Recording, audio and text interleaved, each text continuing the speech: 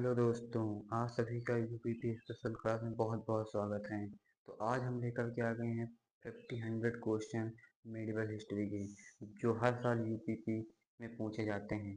तो जल्द से जल्द धनुषकोडी इंस्टीट्यूट से जुड़कर अपनी तैयारी को बेहतर बनाएं। तो हम लोग अपना समय व्यर्थ न करते हुए अपनी क्लासेस की ओर चलते हैं। तो हमसे जैसा इसमें पहले क्वेश्चन दे रखा है कि भारत पर पहला सफल आक्रमण यानी कि सफल मुस्लिम आक्रमण कब और किसके नेतृत्व में हुआ था। तो 712 ईस्वी में मोहम्मद बिन कासिम के नेतृत्व में हुआ था। नेक्स्ट क्वेश्चन है कि मोहम्मद बिन कासिम ने सिंध के किस शासक को पराजित किया था। तो राजा दाहिर को पराजित किया था। नेक्स्ट क्वेश्चन है कि भारत में सर्वप्रथम जजिया कर लगाने वाला मुस्लिम शासक कौन था। तो मोहम्मद बिन कासिम था। चलते हैं नेक्स्ट क्वेश्चन की ओर कि सिंध विजय ठीक क्या सिंध विजय की विस्तृत जानकारी किस ऐतिहासिक ग्रंथ में मिलती है। तो चचनामा ग्रंथ में उसके जो लेखक हैं वो कौन है, अली अहमद हैं।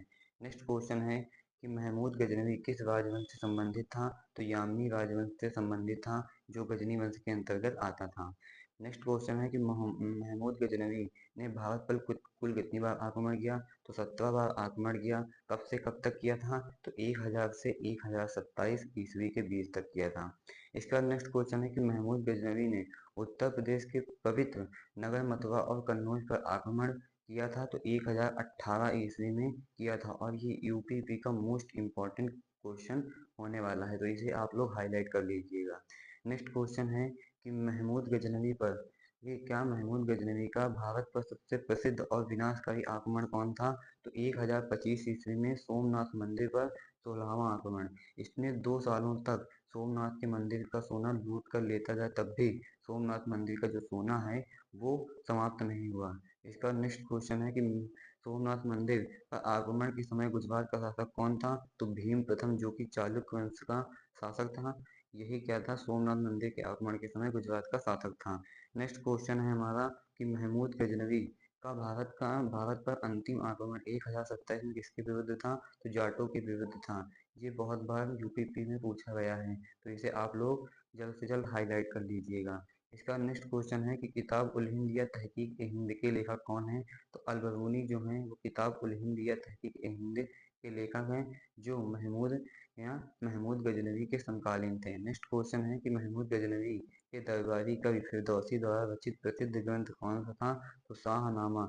इसे पूर्व का होमर भी कहते हैं। चलते हैं नेक्स्ट क्वेश्चन की ओर कि तारीख ए सुबुक्तगीन पुस्तक के लेखक कौन थे, जिन्हें इतिहासकार लेन पूल ने पूरी पेप्स कहा है। तो बैहाकी जो हैं ये तारीख ए सुबुक्तगीन पुस्तक के लेखक हैं। नेक्स्ट क्वेश्चन है कि भारत में तो सत्ता का वास्तविक संस्थापक किसे माना जाता है। तो मुइजुद्दीन मोहम्मद बिन शाम को जो है तो सत्ता का वास्तविक संस्थापक माना जाता है। इन्हें हम मोहम्मद गोरी भी कहते हैं। नेक्स्ट क्वेश्चन है कि मोहम्मद गोरी को भारत में पहली बार किसने और कब पराजित किया था। तो 1178 ईस्वी में गुजरात के शासक मूलवाद द्वितीय, जिन्हें हम भीम द्वितीय भी कहते हैं, ने मोहम्मद गोरी को भारत में पराजित किया था। नेक्स्ट क्वेश्चन है कि तराइन का प्रथम युद्ध 1191 में हुआ था, किसके बीच हुआ था और कौन विजयी हुआ था।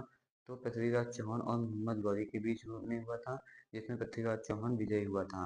नेक्स्ट क्वेश्चन है कि तराइन का द्वितीय युद्ध जो कि 1192 में हुआ था, इसको पराजित किया गया था। तो मोहम्मद गौरी ने पृथ्वीराज चौहान को पराजित किया था, यानी कि पहले युद्ध में पृथ्वीराज चौहान विजयी हुआ था और दूसरे युद्ध में मोहम्मद गौरी विजयी हुआ था।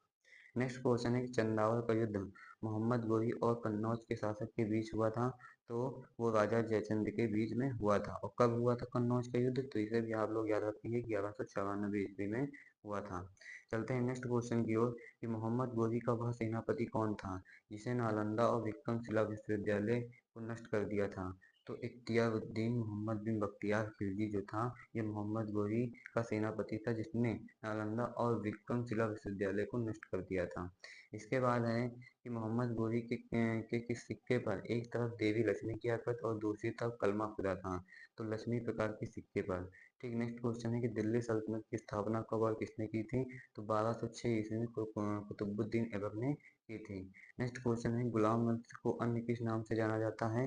तो ममलूक वंश या इल्बारी वंश के नाम से गुलाम वंश को जाना जाता है। नेक्स्ट क्वेश्चन है कुतुबुद्दीन ऐबक ने अपनी राजधानी कहाँ स्थापित की थी। तो लाहौर में कुतुबुद्दीन ऐबक ने अपनी राजधानी स्थानांतरित की थी या स्थापित किया था। चलते हैं नेक्स्ट क्वेश्चन की ओर कि अपनी अत्यधिक उदारता और दानशीलता के कारण कुतुबुद्दीन को क्या कहा जाता है? तो लाख बख्श यानी कि लाखों का दान देने वाला कहा जाता है। चलते हैं नेक्स्ट क्वेश्चन की ओर कि दिल्ली में स्थित कुतुब मीनार की नींव किसने रखी थी? तो कुतुबुद्दीन ऐबक ने जो है कुतुब मीनार की नींव रखी थी, जो कि सूफी संत ख्वाजा कुतुबुद्दीन बख्तियार काकी की स्मृति में रखा गया था। चलते हैं नेक्स्ट क्वेश्चन की ओर कि अजमेर में स्थित प्रसिद्ध मस्जिद अढ़ाई दिन का झोपड़ा का निर्माण किसने करवाया था? तो कुतुबुद्दीन ऐबक ने ढाई दिन का झोपड़ा का निर्माण करवाया था। चलते हैं नेक्स्ट क्वेश्चन की ओर कि 1210 ईस्वी में चौगान यानी कि पोलो खेलते समय घोड़े से गिरकर किस सुल्तान की मृत्यु हुई थी? तो कुतुबुद्दीन ऐबक की मृत्यु हो गई थी। नेक्स्ट क्वेश्चन है कुतुबुद्दीन ऐबक का मकबरा कहाँ स्थित था? तो लाहौर यानी पाकिस्तान में स्थित था। चलते हैं नेक्स्ट क्वेश्चन की ओर कि ऐबक की मृत्यु के बाद दिल्ली सल्तनत का वास्तविक संस्थापक किसे माना जाता है? तो शमसुद्दीन इल्तुतमिश को दिल्ली सल्तनत का वास्तविक संस्थापक माना जाता है। चलते हैं नेक्स्ट क्वेश्चन की ओर कि इल्तुतमिश सुल्तान बनने से पहले उत्तर प्रदेश के किस क्षेत्र का इक़्तिदार यानी कि सूबेदार था? तो बदायूं का जो है सूबेदार था। नेक्स्ट क्वेश्चन है कि राजधानी को लाहौर से दिल्ली स्थानांतरित करने वाला प्रथम सुल्तान कौन था? तो इल्तुतमिश जो है दिल्ली से लाहौर से दिल्ली स्थानांतरित करने वाला सुल्तान था। चलते हैं नेक्स्ट क्वेश्चन की ओर कि इल्तुतमिश द्वारा गठित 40 वफादार तुर्क दासों के संगठन को क्या कहा जाता था? तो तुर्कान ए चिहलगामी या दल चालीसा कहकर इन्हें पुकारा जाता था। चलते हैं नेक्स्ट क्वेश्चन की ओर कि दिल्ली सल्तनत में एकता प्रणाली की शुरुआत किसने की थी? तो इल्तुतमिश ने जो है एकता प्रणाली की शुरुआत की थी। नेक्स्ट क्वेश्चन है कि सल्तनत काल में दो शुद्ध अरबी सिक्के टका यानी चांदी का और जीतल यानी कि तांबा का किसने जारी किया था? तो इल्तुतमिश ने जारी किया था। चलते हैं नेक्स्ट क्वेश्चन की ओर कि सिक्कों पर टकसाल का नाम लिखवाने की परंपरा किसने शुरू की थी? तो इल्तुतमिश ने शुरू की थी। नेक्स्ट क्वेश्चन है कि मंगोल चंगेज खान का आक्रमण भारत की सीमा पर किसके शासनकाल में मंडराया था? तो इल्तुतमिश के शासनकाल में मंडराया था।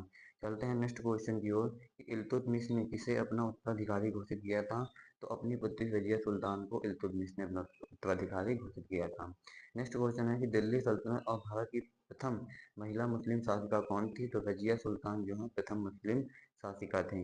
नेक्स्ट क्वेश्चन है कि रजिया सुल्तान ने किसे अमीर ए अफरोज नियुक्त किया था? तो जमालुद्दीन याकूत को अमीर ए अफरोज नियुक्त किया था। चलते हैं नेक्स्ट क्वेश्चन की ओर कि रजिया सुल्तान का विवाह किसके साथ हुआ था? तो भटिंडा के सूबेदार अल्तुनिया के साथ रजिया सुल्तान का विवाह हुआ था। नेक्स्ट क्वेश्चन है कि रजिया सुल्तान की हत्या 1240 ईस्वी में किस स्थान पर कर दी गई थी? तो कैथल के पास डाकुओं द्वारा इनकी हत्या कर दी गई थी। नेक्स्ट क्वेश्चन है कि नासिरुद्दीन महमूद ऐसा सुल्तान था जो अपने जीवन यापन कैसे करता था? तो टोपी सीकर और कुरान की प्रतियां लिखकर। नेक्स्ट क्वेश्चन है कि नसीरुद्दीन महमूद ने किस प्रसिद्ध तुर्क सरदार को उलूग खान की उपाधि दी थी? तो गयासुद्दीन बलबन को जो है नासिरुद्दीन महमूद ने उलूग खान की उपाधि दी थी। चलते हैं नेक्स्ट क्वेश्चन की ओर कि 1266 ईस्वी में दिल्ली की गद्दी पर बैठकर लौह ए वक्त की नीति अपनाने वाला शासक कौन था? तो गयासुद्दीन बलबन जो है लौह और वक्त की नीति अपनाने वाला शासक था। चलते हैं नेक्स्ट क्वेश्चन की ओर कि बलबन ने सुल्तान की प्रतिष्ठा बढ़ाने के लिए दरबार में कौन सी ईरानी प्रथाएं शुरू की थी? तो सेजदा और पाबोस जो है प्रथाएं शुरू की थी ईरानी प्रथाओं को बढ़ाने के लिए। चलते हैं नेक्स्ट क्वेश्चन की ओर कि बलबन द्वारा प्रारंभ किए गए प्रसिद्ध फारसी नववर्ष त्योहार का क्या नाम था? तो नौरोज कहकर इन्हें पुकारा जाता था। चलते हैं नेक्स्ट क्वेश्चन की ओर कि तुर्कान ए चिहलगामी यानी कि 10 या दल चालीसा का पूर्णतः विनाश किस सुल्तान ने किया था? तो गयासुद्दीन बलबन ने तुर्कान ए चिहलगामी का विनाश किया था। चलते हैं नेक्स्ट क्वेश्चन की ओर कि बलबन ने सैन्य विभाग को सुदृढ़ करने के लिए किस नए विभाग की स्थापना की थी? तो दीवान ए आरिज की स्थापना की थी। नेक्स्ट क्वेश्चन है कि बलबन के राजस्व सिद्धांत के अनुसार सुल्तान को क्या माना गया है? तो जिल्ल ए इलाही यानी कि ईश्वर की छाया माना गया है। किसे माना गया है? सुल्तान को माना गया है। ठीक, किसे माना गया है? बलबन को माना गया है। चलते हैं नेक्स्ट क्वेश्चन की ओर कि गुलाम वंश का अंतिम शासक कौन था जिसकी हत्या करके खिलजी वंश की स्थापना हुई? तो शमसुद्दीन क्यूमस जो था ये गुलाम वंश का अंतिम शासक था जिसकी हत्या करके खिलजी वंश की स्थापना हुई थी। नेक्स्ट क्वेश्चन है कि खिलजी वंश के बाद 1290 ईस्वी में खिलजी वंश की स्थापना किसने की थी? तो जलालुद्दीन फिरोज खिलजी ने जो है 1290 ईस्वी में खिलजी वंश की स्थापना की थी। नेक्स्ट क्वेश्चन क्या है हमारा कि जलालुद्दीन फिरोज खिलजी ने अपनी राजधानी कहाँ बनाई थी? तो किलो खरी में अपनी राजधानी को बनाया था। नेक्स्ट क्वेश्चन क्या है कि दिल्ली सल्तनत का प्रथम सुल्तान कौन था जिसने कहा था कि भारत को पूर्णतः मुस्लिम राज्य नहीं बनाया जा सकता, तो जलालुद्दीन फिरोज खिलजी ने ये बात कही थी। नेक्स्ट क्वेश्चन क्या है कि प्रसिद्ध सुल्तान अलाउद्दीन खिलजी के बचपन का नाम क्या था? तो अलाउद्दीन खिलजी के बचपन का नाम अली गुरशास्प था। नेक्स्ट क्वेश्चन क्या है कि अलाउद्दीन खिलजी ने अपने चाचा जलालुद्दीन की हत्या 1296 में उत्तर प्रदेश के किस स्थान पर की थी?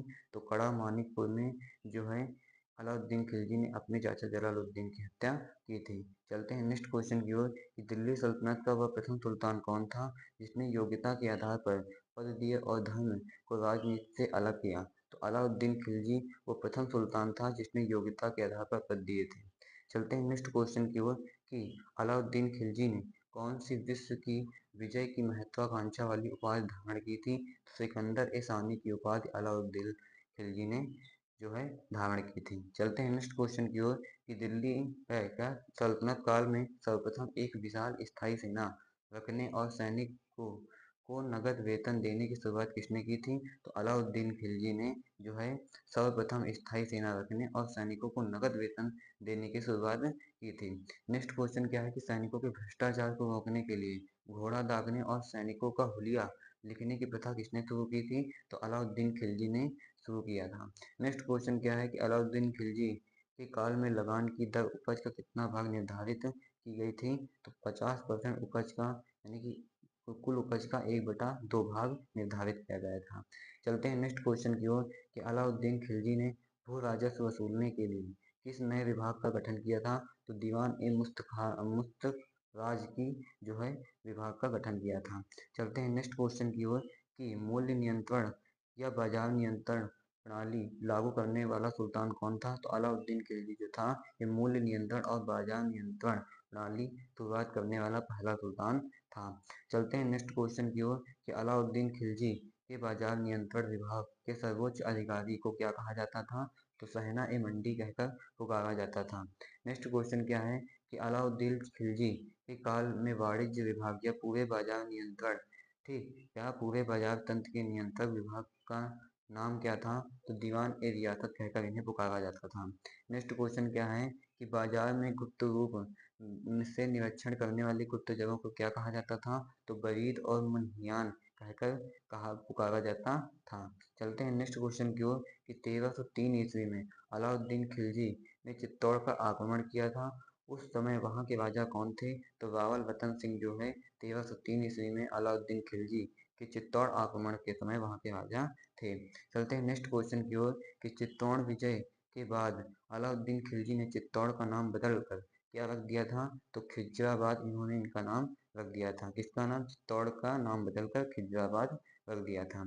चलते हैं नेक्स्ट क्वेश्चन की ओर। तो नेक्स्ट क्वेश्चन हमसे क्या दे रखा है कि अलाउद्दीन खिलजी का वह प्रसिद्ध सेनापति कौन था जिसने उसके दक्षिण भारत अभियान का सफल नेतृत्व किया था? तो मलिक काफूर जो था ये अलाउद्दीन खिलजी का प्रसिद्ध सेनापति था जिसने दक्षिण अभियान के समय इसका सफल नेतृत्व किया था।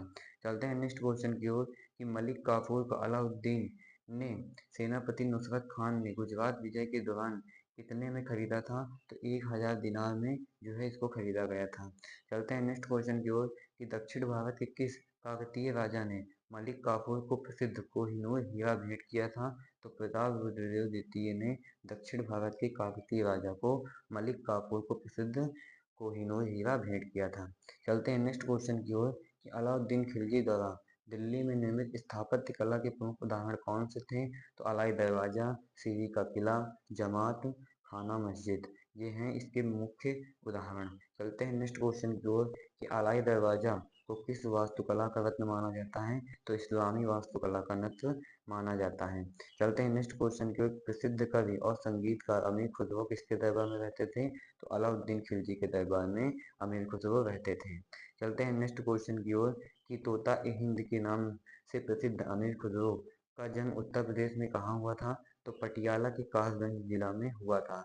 ये यूपी का मोस्ट इम्पॉर्टेंट क्वेश्चन होने वाला है। जो मोस्ट इम्पॉर्टेंट क्वेश्चन है यूपी के हमने उसको पहले ही हाईलाइट कर दिया है, तो आप उस हिसाब से देख लीजिएगा। चलते हैं नेक्स्ट क्वेश्चन की ओर कि सितार, तबला, कव्वाली, गायन और खड़ी बोली हिंदी का जनक किसे माना जाता है? तो अमीर खुसरो को माना जाता है। चलते हैं नेक्स्ट क्वेश्चन की ओर कि खिलजी वंश का वह कौन सा सुल्तान था जिसने स्वयं को खलीफा घोषित कर दिया था, तो कुतुबुद्दीन मुबारक खिलजी जो था इसने स्वयं को खलीफा घोषित कर दिया था। इसके बाद नेक्स्ट क्वेश्चन है कि दिल्ली वंश के अंतिम शासक नासिरुद्दीन खुसरो शाह ने कौन सी उपाधि धारण की थी? तो पैगंबर की सेनापति की उपाधि धारण की थी। नेक्स्ट क्वेश्चन है कि 1320 ईस्वी में तुगलक वंश की स्थापना किसने की थी? तो गाजी मलिक यानी गयासुद्दीन तुगलक ने तुगलक वंश की स्थापना की थी। चलते हैं नेक्स्ट क्वेश्चन की ओर कि दिल्ली सल्तनत का वह प्रथम सुल्तान कौन था जिसने कृषि सुरक्षा हेतु सिंचाई के लिए नहरें बनवाई थी? तो गयासुद्दीन जो तुगलक था इसने ही क्या किया था कि सिंचाई के लिए नहरें बनवाई थी। इसका नेक्स्ट क्वेश्चन है कि गयासुद्दीन तुगलक ने दिल्ली के समीप किस अभेद्य दुर्ग या नगर का निर्माण करवाया था? तो तुगलकाबाद नगर की स्थापना इन्होंने करवाई थी। चलते हैं नेक्स्ट क्वेश्चन की ओर। नेक्स्ट क्वेश्चन हमसे क्या दे रखा है कि प्रसिद्ध सूफी संत निजामुद्दीन औलिया ने सुल्तान के लिए कहा था कि हनूज दिल्ली दूर अस्त, यानी कि गयासुद्दीन तुगलक ने ये बात कही थी। किसके लिए कही थी? निजामुद्दीन औलिया के लिए क्या बात कही थी कि नजूर या हनूज दिल्ली दूर अस्त, ये बात किसके लिए बोली गई थी? तो निजामुद्दीन औलिया के लिए बात बोली गई थी। चलते हैं नेक्स्ट क्वेश्चन की ओर कि 1325 ईस्वी में गयासुद्दीन तुगलक की मृत्यु कहाँ पर लकड़ी के महल के गिरने से हुई थी? तो अफगानपुर में जो है लकड़ी के महल से गिरने से उनकी मृत्यु हो गई थी। चलते हैं नेक्स्ट क्वेश्चन की ओर कि गयासुद्दीन तुगलक की मृत्यु के बाद मोहम्मद बिन तुगलक के नाम से दिल्ली की गद्दी पर कौन बैठा था? तो जूना खान जो है दिल्ली की गद्दी पर बैठा था। चलते हैं नेक्स्ट क्वेश्चन की ओर कि दिल्ली सल्तनत के सबसे शिक्षित, विद्वान, योग्य लेकिन सबसे विवादास्पद सुल्तान कौन था? तो मोहम्मद बिन तुगलक जो था ये दिल्ली सल्तनत के सबसे शिक्षित, विद्वान, योग्य लेकिन विवादास्पद सुल्तान था। नेक्स्ट क्वेश्चन क्या है कि मोहम्मद बिन तुगलक की 5 असफल योजनाओं का सही क्रम क्या था? तो दोआब में कर वृद्धि, राजधानी परिवर्तन, सांकेतिक मुद्रा, खुरासान अभियान, कराचिल अभियान। तो नेक्स्ट क्वेश्चन हमारा क्या है कि मोहम्मद बिन तुगलक ने अपनी राजधानी दिल्ली से बदलकर कहाँ स्थापित की थी? तो देवगिरी यानी दौलताबाद दिल्ली से बदलकर स्थापित की थी। चलते हैं नेक्स्ट क्वेश्चन की ओर कि मोहम्मद बिन तुगलक ने तांबे और पीतल के सिक्कों का चलन शुरू किया था, इस व्यवस्था को क्या कहा गया है? तो सांकेतिक मुद्रा कहा गया है। नेक्स्ट क्वेश्चन क्या है कि कृषि के विकास के लिए मोहम्मद बिन तुगलक ने किस एक नए विशेष विभाग की स्थापना की थी? तो दीवान ए अमीर कोही की स्थापना की थी। किसके लिए की थी? तो कृषि विभाग के लिए की गई थी। किसने किया था? तो मोहम्मद बिन तुगलक ने किया था। चलते हैं नेक्स्ट क्वेश्चन की ओर कि प्रसिद्ध अफ्रीकी यात्री इब्न बतूता किस वर्ष और किसके शासनकाल में आया था? तो 1333 ईस्वी में मोहम्मद बिन तुगलक के शासनकाल में अफ्रीकी यात्री इब्न बतूता आया था। चलते हैं नेक्स्ट क्वेश्चन की ओर कि इब्न बतूता द्वारा लिखित प्रसिद्ध यात्रा वृत्तांत ग्रंथ का नाम क्या है? तो रेहला जो है इब्न बतूता द्वारा लिखित यात्रा वृत्तांत है। चलते हैं नेक्स्ट क्वेश्चन की ओर कि मोहम्मद बिन तुगलक ने इब्न बतूता को दिल्ली का क्या नियुक्त कर दिया था? तो दिल्ली का काजी नियुक्त कर दिया था। चलते हैं नेक्स्ट क्वेश्चन की ओर कि मोहम्मद बिन तुगलक के शासनकाल में ही दक्षिण भारत में किन दो महान स्वतंत्र राज्यों की स्थापना की गई थी? तो विजयनगर साम्राज्य की स्थापना की गई थी। और कौन सा राज्य था? तो बहमनी राज्य था। विजयनगर साम्राज्य की स्थापना 1336 में हुई थी और बहमनी राज्य की स्थापना 1347 में हुई थी। नेक्स्ट क्वेश्चन क्या है हमारा कि मोहम्मद बिन तुगलक का उत्तराधिकारी कौन बना? जो उसका चचेरा भाई था, तो फिरोज शाह तुगलक जो है इसका उत्तराधिकारी बना। चलते हैं नेक्स्ट क्वेश्चन की ओर कि फिरोज शाह तुगलक ने अपने भाई जौना खान की याद में उत्तर प्रदेश में किस प्रसिद्ध नगर की स्थापना की थी? तो जौन नगर की स्थापना की थी, जिसे सिराज ए हिंद जो है कहते थे। चलते हैं नेक्स्ट क्वेश्चन की ओर कि फिरोज शाह तुगलक द्वारा उत्तर प्रदेश में स्थापित अन्य कौन सा शहर कांच उद्योग के लिए जाना गया? तो फिरोजाबाद जो है ये जाना गया था। चलते हैं नेक्स्ट क्वेश्चन की ओर कि सल्तनत काल में सबसे अधिक दासों की संख्या किस सुल्तान के पास थी? तो फिरोज शाह तुगलक के पास सबसे अधिक दास थे। चलते हैं नेक्स्ट क्वेश्चन की ओर कि दासों की देखरेख के लिए फिरोज शाह तुगलक ने किस नए विभाग की स्थापना की? तो दीवान ए बंदगी की जो है नए विभाग की स्थापना किया था। चलते हैं नेक्स्ट क्वेश्चन की ओर कि गरीब अनाथ महिलाओं और विधवाओं की सहायता के लिए फिरोज शाह तुगलक ने कौन सा विभाग बनाया था? तो दीवान ए खैरात की इन्होंने विभाग बनाया था। चलते हैं नेक्स्ट क्वेश्चन की ओर कि फिरोज शाह तुगलक द्वारा स्थापित राजकीय मुफ्त अस्पताल का नाम क्या था? तो दार उल सफा जो है इस अस्पताल का नाम था। तो इसी तरह के बने रहिए लेटेस्ट क्वेश्चनों के साथ। अब हम अगले क्वेश्चन अगले वीडियो में कवर करेंगे, तो जुड़ना ना भूलें हुंकार सीरीज से।